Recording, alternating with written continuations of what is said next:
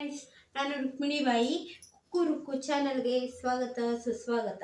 ಇವತ್ತು ನಾನು ಏನು ಮಾಡ್ತಾ ಇದ್ದೀನಿ ಅಂದರೆ ಚಿತ್ರಪುಳಿ. ಆ ಚಿತ್ರಪುಳಿ ಹೇಗೆ ಮಾಡೋದು, ಅದಕ್ಕೆ ಏನೇನು ಬೇಕು ಅಂತ ತೋರಿಸ್ತೀನಿ ಫ್ರೆಂಡ್ಸ್. ಬನ್ನಿ, ಅದಕ್ಕೆ ಬೇಕಾಗಿರೋ ಸಾಮಗ್ರಿಗಳನ್ನು ನೋಡ್ಕೊಳ್ಳೋಣ. ಒಂದು 6 ಗಡ್ಡೆ ಈರುಳ್ಳಿ, ಕರಿಬೇವಿನ ಸೊಪ್ಪು,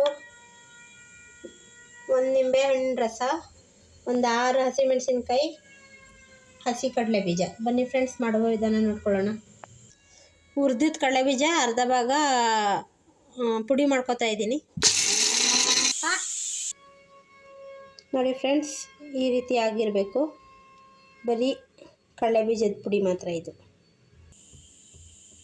ಮೊದಲಿಗೆ ಒಂದು 4 ಸ್ಪೂನ್ ಆಯಿಲ್ ಹಾಕ್ಕೊಳ್ಳೋಣ. ಸಾಸಿವೆ,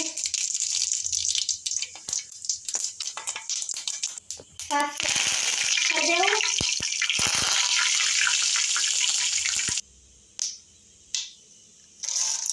ಕಡಲೆಬೇಳೆ, ಉದ್ದಿನಬೇಳೆ ಇವೆಲ್ಲ ತೋರಿಸಿಲ್ಲ ಫ್ರೆಂಡ್ಸ್, ದಯವಿಟ್ಟು ಇವಾಗ ಹಾಕ್ತಾ ಇದ್ದೀನಿ. ಹಸಿ ಕಡಲೆ ಬೀಜ ಇವಾಗ ನೀಟಾಗಿ ಸ್ವಲ್ಪ ಚೆನ್ನಾಗಿ ಫ್ರೈ ಮಾಡ್ಕೊಳ್ಳೋಣ. ಕಡಲೆ ಬೀಜ ಕೆಂಪಗೆ ಫ್ರೈ ಆಗಬೇಕು ಫ್ರೆಂಡ್ಸ್. ಇವಾಗ ಇದಾಗಿದೆ ಫ್ರೆಂಡ್ಸ್. ಹಸಿಮೆಣಸಿನ್ಕಾಯಿ ಹಾಕೊಳ್ಳೋಣ. ಚಿತ್ರಪುಳಿ ಇದನ್ನು ಕೆಂಪಗೆ ಫ್ರೈ ಮಾಡ್ಕೋಬೇಕು. ಇದು ಡಿಫ್ರೆಂಟ್ ಆಗಿರುತ್ತೆ ಫ್ರೆಂಡ್ಸ್, ದಯವಿಟ್ಟು ನೀವು ಮಾಡಿ ನೋಡಿ, ಟೇಸ್ಟು ಚೆನ್ನಾಗಿರುತ್ತೆ. ಬೆಳ್ಳುಳ್ಳಿ ಹಾಕ್ಕೊಂಡಿದ್ದೀನಿ ಫ್ರೆಂಡ್ಸ್.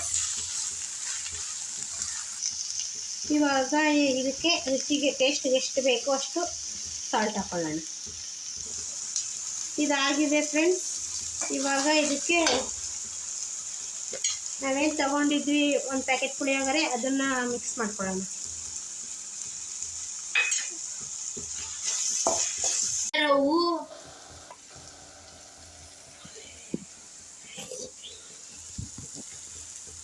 ಇವಾಗ ಪುಡಿ ಮಾಡಿಟ್ಕೊಂಡ ಹಸಿ ಕಡಲೆ ಬೀಜದ ಪೌಡರ್ ಹಾಕ್ಕೊಳ್ತಾ ಇದ್ದೀನಿ.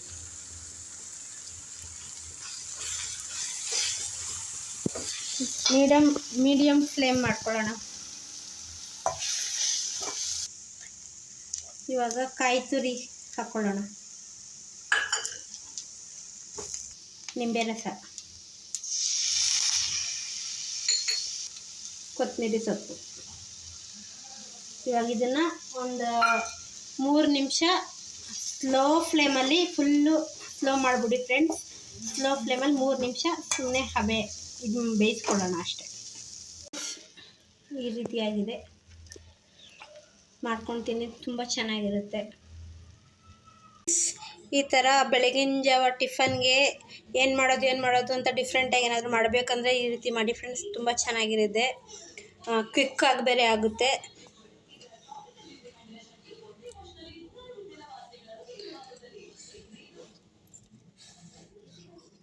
ಸೂಪರ್ ಆಗಿದೆ ಫ್ರೆಂಡ್ಸ್. ಲೈಕ್ ಮಾಡಿ, ಕಮೆಂಟ್ ಮಾಡಿ ಪ್ಲೀಸ್. ದಯವಿಟ್ಟು ಯಾರ್ಯಾರು ನನ್ನ ಚಾನಲ್ನ ಸಬ್ಸ್ಕ್ರೈಬ್ ಮಾಡ್ದಿರ ನೋಡ್ತಾ ಇದ್ದೀರಾ, ದಯವಿಟ್ಟು ಸಬ್ಸ್ಕ್ರೈಬ್ ಮಾಡಿ ಫ್ರೆಂಡ್ಸ್. ನೀವು ಮಾಡೋ ಒಂದೊಂದು ಸಬ್ಸ್ಕ್ರೈಬು ನಮ್ಗೆ ತುಂಬ ಹೆಲ್ಪ್ ಆಗುತ್ತೆ ಫ್ರೆಂಡ್ಸ್.